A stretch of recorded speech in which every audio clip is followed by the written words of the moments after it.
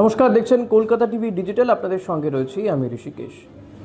Israel America যে হামলা শুরু করেছিল গত 28শে ফেব্রুয়ারি, তার এক মাস হয়ে গিয়েছে এবং এই এক মাস পরেও কিন্তু যুদ্ধ থামার নাম নেই। বরং কিছুটা দেখা যাচ্ছে যে ইসরায়েল কিছুটা পিছু হচ্ছে, নেতানিয়াহুর সাথে দূরত্ব বাড়ছে ডোনাল্ড ট্রাম্পের।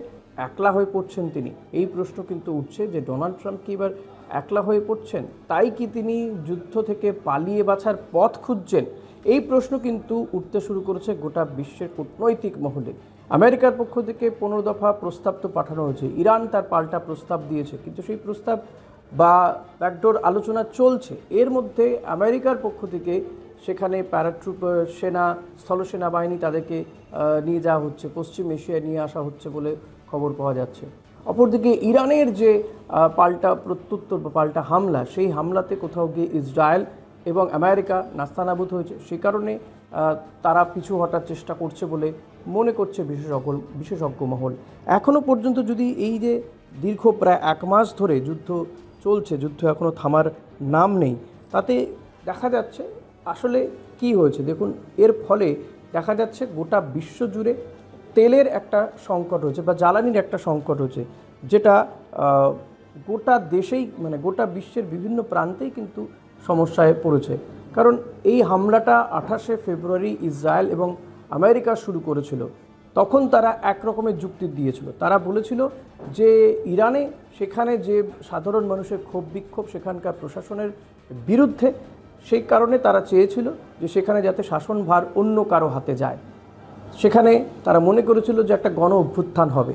কিন্তু ইসরায়েল এবং আমেরিকার এই হামলার পরেও সেখানে এখনও পর্যন্ত কোনো গণ অভ্যুত্থানের নাম তো নেই। বরং এক্ষেত্রে এই যুদ্ধ পরিস্থিতিতে ইরানের বাসিন্দারা বা মানুষজন তারাও কিন্তু সরকারের পাশে এসেই দাঁড়িয়েছে। তারাও এই হামলার নিন্দা করছে, সাধারণ মানুষ থেকে শুরু করে প্রত্যেকেই। এবং এই হামলার শুরুতেই ইরানের ওপরে বড়সড় আঘাত আসে। সে দেশের যে যিনি প্রধান সর্বময় নেতা আলী আল খামেনি, তাকে হত্যা করে দেয় ইসরায়েল এবং ইরান। তারপরে একের পর এক তাদের প্রশাসনে প্রধানদের, কমান্ডোর উপরে এই যে রেভলিউশনারি গার্ড, তার কমান্ডোকে হত্যা করা হয়। তারপরেও কিন্তু এই হামলা কমেনি। ইরান তার জবাব দিতে শুরু করে এবং ইরান এই যে পাল্টা হামলা করছে, একটা সময় আমেরিকা মনে করেছিল যে ইরানের ওপরে যদি এই হামলা হয়, একদিকে সে দেশে গণ অভ্যুত্থান হবে, পাশাপাশি ইরান হয়তো তেমন শক্তিশালী নয় যে ইসরায়েল এবং আমেরিকার এই হামলাকে প্রতিহত করে তারাও পাল্টা হামলা করবে।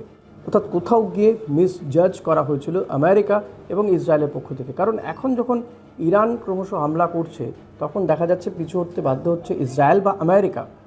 ফলত ইরানের শক্তি সম্পর্কে সম্যক ধারণা না করেই তাদের উপরে হামলা চালিয়ে দিয়েছিল ইসরায়েল এবং আমেরিকা, যেটা এক মাস ধরে চলছে। যেটা প্রাথমিকভাবে ইরান মনে করেছিল, এই আমেরিকা বা ইসরায়েল মনে করেছিল যে ইরান হয়তো এই যুদ্ধ বেশি দিন টানতে পারবে না, তাদের ভাড়ার শূন্য হয়ে যাবে।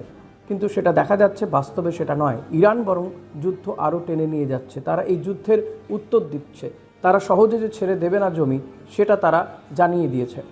পাশাপাশি তারা কি করেছে, হরমুজ প্রণালী, যেটা দিয়ে বিশ্বের তাবড়ো দেশে যে জ্বালানি সরবরাহ হয়, তার জাহাজগুলো এই হরমুজ প্রণালী দিয়ে যাতায়াত করে। এই হরমুজ প্রণালী তারা অবরুদ্ধ করেছে। বিশেষ কয়েকটি দেশ ছাড়া, বন্ধু দেশগুলো ছাড়া, বিশেষ করে রাশিয়া, চীন, ভারতেরও কিছু জাহাজ, প্রথমের দিকে ভারতের জাহাজও আটকে দেওয়া হচ্ছিল, ভারতেরও জাহাজ ছেড়ে দেওয়া হচ্ছে। এই বিশেষ কয়েকটি বন্ধু দেশ ছাড়া বাকি সমস্ত দেশেরই এই তেলবাহী বা জ্বালানিবাহী জাহাজ তারা আটকে দিচ্ছে বা অবরুদ্ধ করে রেখেছে হরমুজ প্রণালী। ফলত গোটা বিশ্বেই একটা জ্বালানি সংকট দেখা দিয়েছে।